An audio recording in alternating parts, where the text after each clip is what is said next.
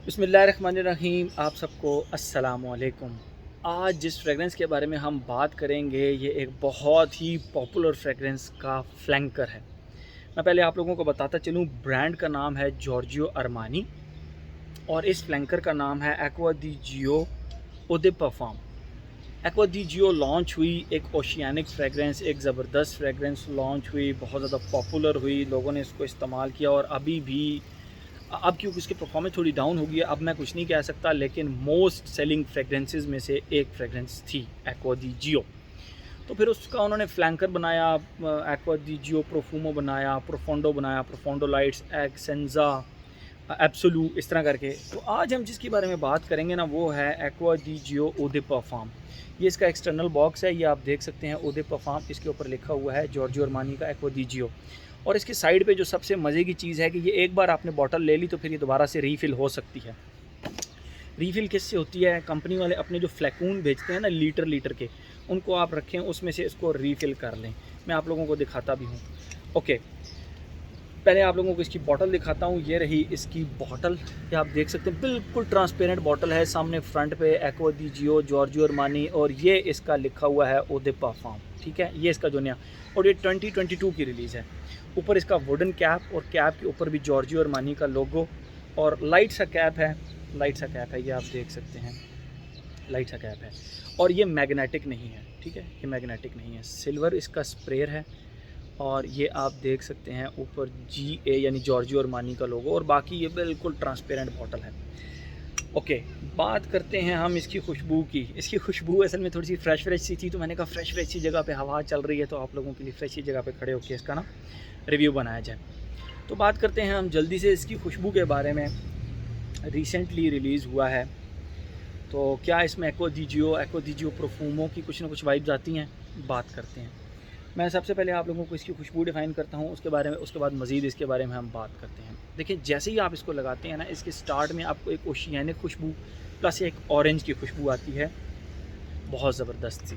ठीक है, एक ऑरेंज की खुशबू आती है। मैं अब आप लोगों को वो बताता हूँ, डिफ़ाइन करता हूँ कि बेसिकली वो किस तरह की खुशबू है। ऑरेंज की खुशबू तो आप लोगों को पता है। अच्छा, जिसमें ऑरेंज है ना, वो ना तो ज़्यादा खट्टे की वाली तरफ जाता है, ना वो ज़्यादा मीठे वाली तरफ जाता है। दरमियाना सा एक बैलेंस्ड सा ऑरेंज इसके अंदर है।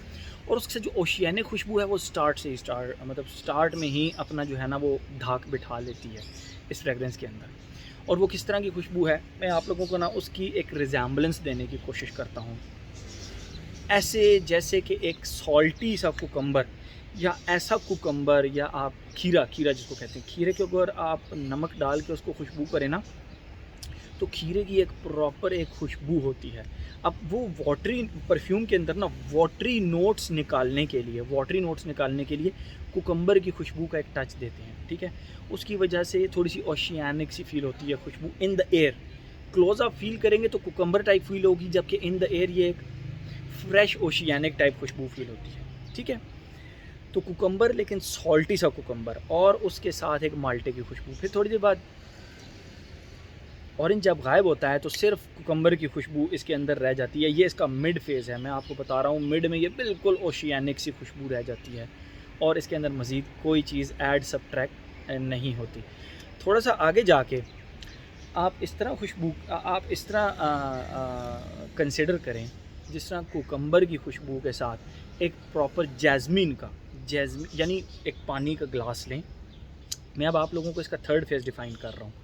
एक पानी का ग्लास लें, उसके अंदर कुकम्बर का जूस डालें, ठीक है, जो कि ग्रीन होता है और प्रॉपर एक वाटरी सा एक फ़ील देता है, और उसके अंदर 3-4 जैस्मीन के फूल डाल के, यानी चंबेली का फूल, मोतिये का नहीं, चंबेली के 2 फूल डाल के आप उसको फ्रिज में रख दें। जब आप उसको फ्रिज से निकालेंगे तो वो काफ़ी ज़्यादा ठंडा, एक पानी की प्लस खीरे की प्लस एक चंबेली की सी खुशबू आ रही होगी। तो वो खुशबू इसके थर्ड फेज़ में आती है। और उसके बाद ये चलते चलते चलते आखिरी जो इसका चौथा फेज़ है, लिटरली मैं तो इसके फेजेस से परेशान हो गया। इसकी खुशबू अभी तक फ्रेश तो है लेकिन लॉन्ग लास्टिंग भी है। चलिए, वो हम इसके बारे में बाद में बात करेंगे, पहले मैं इसकी टोटल खुशबू डिफ़ाइन कर दूँ। तो बिल्कुल लास्ट के अंदर जिस तरह एक ड्राई वेटिवर होता है, ड्राई वेटिवर खस की एक प्रॉपर खुशबू होती है। पौधे की रूट्स होती हैं बेसिकली खस, तो उसकी जो एक फ्रेश सी खुशबू होती है ना खस की, वो खुशबू इसके एंड पे फिर आती है और उसके साथ आप कह लें कि हल्का सा, जिस तरह स्टील रस्ट होता है, स्टील का रस्ट, जिस तरह लोहे को ज़ंग लग जाए तो उसकी खुशबू होती है ना, बेसिकली इसके अंदर मिनरल नोट्स हैं एंड के ऊपर। तो वो वेटिवर के साथ आपको प्रॉपर फील होते हैं कि जिस तरह रस्टी से आयरन की ये खुशबू आ रही है। यस, ये इसका चौथा फेज़ है। मैंने आपको ये चारों फेज़ ज़रा जल्दी जल्दी में समझाए, लेकिन आप इसको रिपीट करके देख सकते हैं। स्टार्ट के अंदर कुकम्बर एंड ऑरेंज, यानी वो जो ओशियानिक, दरमियान में सिर्फ ये, फिर ऑरेंज गायब हो जाता है, सिर्फ कुकम्बर की एक खुशबू रह जाती है। थर्ड फेज़ के अंदर कुकम्बर प्लस जैस्मीन प्लस ठंडी सी एक खुशबू, मतलब कुकम्बर एंड जैस्मीन की। और फोर्थ फेज़ के अंदर वेटिवर, यानी आप कह लें कि डस्ट की सी खुशबू, मिट्टी की सी खुशबू, और उसके साथ उस डस्ट और मिट्टी की खुशबू के साथ आपको प्रॉपर जो है ना वो एक रस्टी से आयरन की एक खुशबू आती है, जो बेसिकली तो मिनरल के नोट्स हैं। तो ये तो होगी इसकी खुशबू। और ये इसके जो फेजेज़ हैं ना, ये छोटे मोटे फेजेज़ नहीं हैं। पहला फेज़ इसका आधा घंटा, दूसरा 1.5 घंटा, तीसरा 2 घंटे जब चल चुकता है आप कहते हैं बस अब ख़त्म हो गया। लेकिन उसके बाद इसका चौथा फेज़ भी आता है वेटिवर और मिनरल के नोट्स का। तो उस लिहाज से बहुत लंबे चौड़े इसके फेजेज़ हैं। आप इसके हर फेज़ को बाकायदा तरीके से एंजॉय कर सकेंगे। मैंने आपको स्टार्ट में बताया कि ये रीफिलेबल है।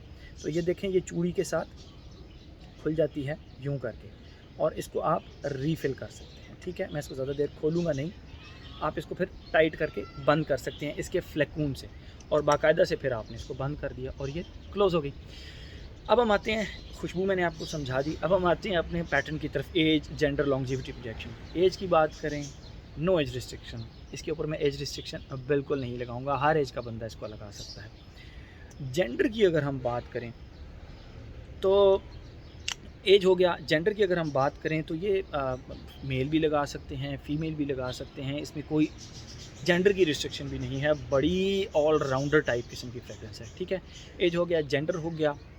लॉन्जिविटी, प्रोजेक्शन की अगर हम बात करें तो यहाँ पर आकर मुझे इसने मिनिमम फैब्रिक के ऊपर 8 आवर्स इसने मुझे लॉन्जिविटी दी। मैं मिनिमम की बात कर रहा हूँ, वो भी ऑन द सेफ साइड आप लोगों के लिए। 8 आवर्स इसने कम अज़ कम मुझे लॉन्जिविटी दी, और प्रोजेक्ट इसने ठीक ठाक 2 से ढाई घंटे प्रोजेक्ट भी किया उसके अंदर। तो उस लिहाज से हैट्स ऑफ के ज़बरदस्त है, फ्रेश होने के बावजूद इतनी लॉन्ग लास्टिंग और प्रोजेक्ट करने वाली फ्रेगरेंस भी है। ठीक है, एज हो गया, जेंडर हो गया, लॉन्जिविटी, प्रोजेक्शन। एंड पर आकर अब एक छोटी सी आप लोगों से अपना पॉइंट ऑफ व्यू थोड़ा सा शेयर करूं। ओकेजन और वेदर की अगर बात करें, समर्स के अंदर बहुत ज़्यादा मज़ा देगी। फॉल एंड विंटर के अंदर फ्रेश फ्रेगरेंसेस, लोग इस तरह की ओशियानिक और बहुत सारे ऑप्शंस आ जाते हैं। तो उस वजह से समर्स के लिए तो किंग है ये, समर किंग है ये। समर्स के अंदर तो आप इसको आंखें बंद करके लगाएं। फॉल एंड विंटर में मैं फिर कहूँगा डिपेंड करता है, अगर आप फ्रेश फ्रेगरेंसेस लगाते हैं तो फिर तो आपको पसंद आएगी, अदरवाइज़ और बहुत सारे ऑप्शंस होते हैं। प्योरली समर फ्रेगरेंस है। ठीक है, अब ज़रा रिजेंबलेंस की अगर हम बात करें तो मैं आपको 2-3 छोटी मोटी एग्जांपल्स दे देता हूँ। अगर आपके पास ये फ्रेगरेंसेस ऑलरेडी अवेलेबल हैं, ये 100% उनकी कॉपी तो नहीं है, मैं ऐसा नहीं कहूँगा कि ये फ्रेगरेंस उनकी कॉपी है, उसकी कॉपी है, बट अगर वो फ्रेगरेंसेस आपके पास पड़ी हुई हैं तो you don't need this fragrance. अगर आपके पास बुल्गरी की एक्वा अमारा पड़ी है, यू डोंट नीड दिस। 100% उसकी कॉपी नहीं है, बट स्टिल मैं आपको बता रहा हूँ। अगर आपके पास बुल्गरी की एक्वा अमारा पड़ी है, यू डोंट नीड दिस। अगर आपके पास बुल्गरी की एक्वा पोरोम पड़ी है, यू डोंट नीड दिस। अगर आपके पास अल रेहाब का ओरिएंटल बॉयज़ ब्लू पड़ा हुआ है, यू डोंट नीड दिस। अगर आपके पास कोई भी ओशियानिक फ्रेगरेंस है, लाइक अगर आपके पास इवन के एक्वा दी जियो है और एक्वा दी जियो प्रोफूमो है, यू डोंट नीड दिस।